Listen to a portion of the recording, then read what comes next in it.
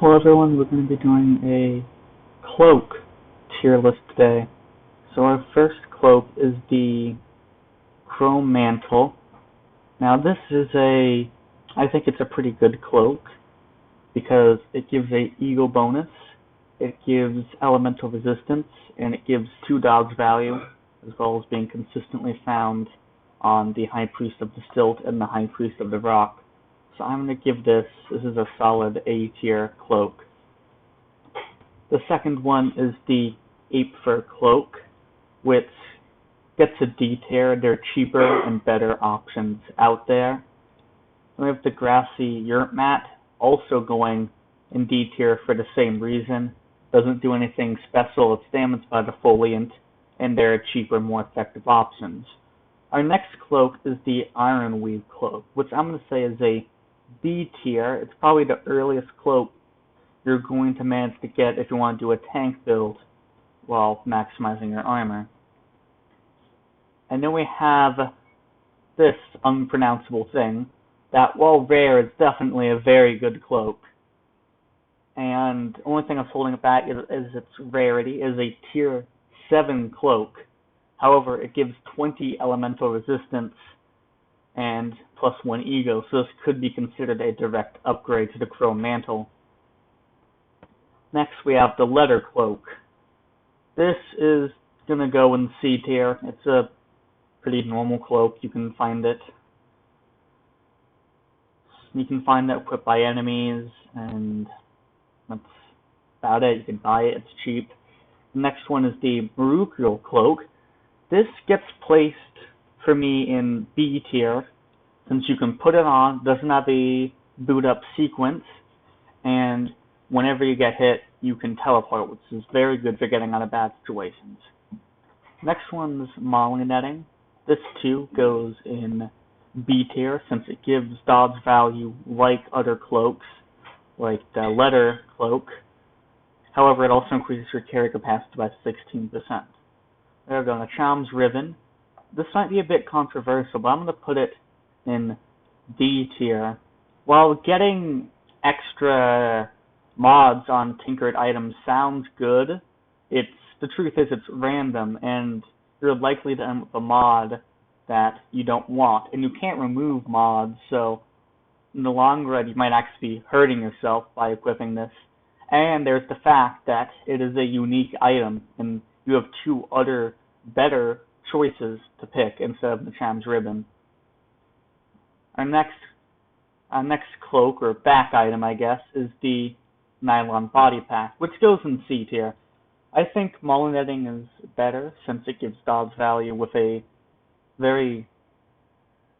doesn't hurt the carry capacity compared to Nylon Body Pack months, but it does give dodge value.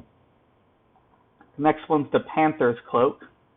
This gets put, I'm going to say, in D tier due to its rarity and the fact that it's just the same as other cloaks. We have the Portable Beehive. Portable Beehive, it really depends. I'm going to put it in D tier since it takes up a floating nearby slot, and while it may give 2 dodge, that's not that good. Flower's reputation is very important unless you're trying to pacify feral laws. And it doesn't generate that much honey, and honey is cheap anyways. Next one's the Praetorium Cloak. This is going to go in C tier, since if you are a Praetorian, you start with this. It's worth a lot, and it gives 2 dodge value. We have the Quartz Cloak. This is an easy S tier.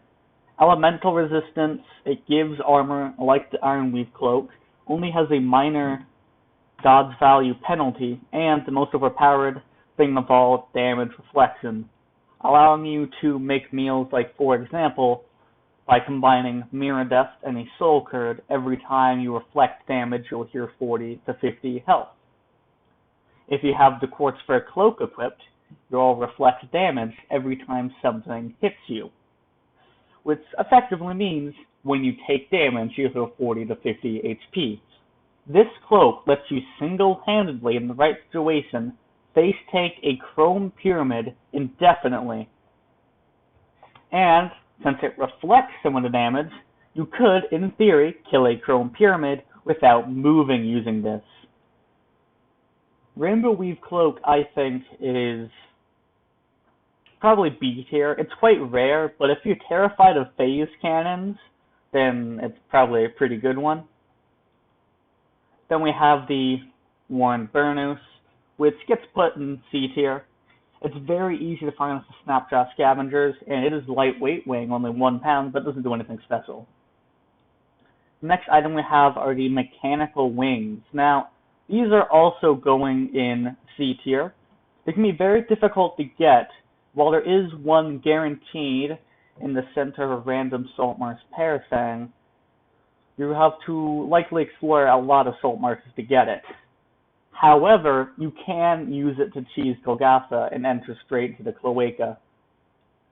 Next we have Helping Hands.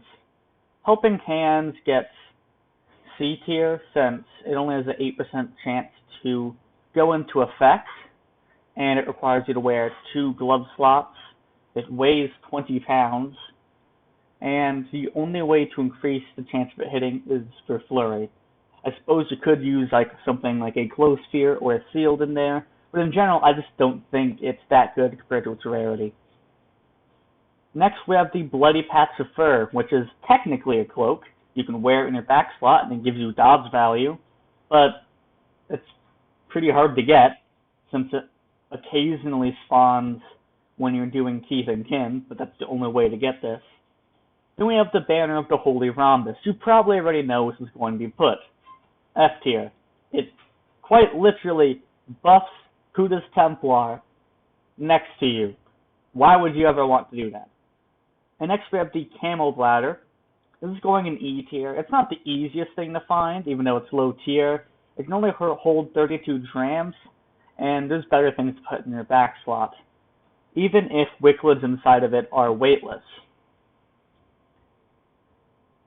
And then our next cloak right here is the Gas Tumbler. Now, this is going to get put in the C tier. It has great synergy of corrosive gas generation and sleep gas generation, making those mutations arguably much better than they already are. But it does hurt your dodge value a little bit, grants no elemental resistances, and it doesn't have much use unless you have that one mutation. So actually at D tier, because it's very niche. Next we have the Gyrocopter Backpack. I'm actually going to put it in B tier, because I think it's just as easy to get as the Mechanical Wings, but it is better.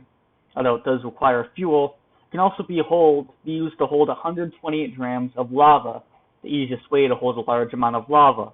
Need I remind you that lava is worth 16 grams of water a dram, which means the Gyrocopter Backpack is a very effective way of storing money, especially if you melt down some sail rock to get lava and then fill up some of these, as you can get by almost anything.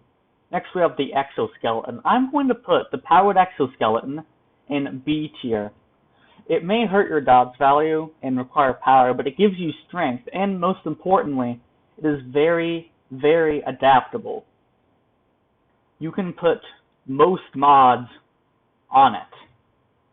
And next we have the Quilted Saw. I'm going to say that it is E tier, since it lowers your dodge value, and it doesn't really do anything else.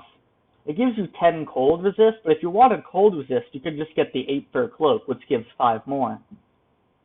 Next, we have the Scarlet Saw, which is F tier. It does nothing, it isn't worth all that much, and it's dead weight. At least it doesn't actively hurt you like the Banner of the Holy Rhombus, but it is still dead weight. Next, we have the Letter Scraps, E tier, for the same reason as the Bloody Patch of Fur. It's technically a back slot, but good luck finding it, considering it occasionally spawns evidence in Keith and Kin. Besides, it's no more better than a normal letter cloak, and it looks exactly the same. Alright, that'll be it for today. Everyone, remember to like and subscribe. Goodbye.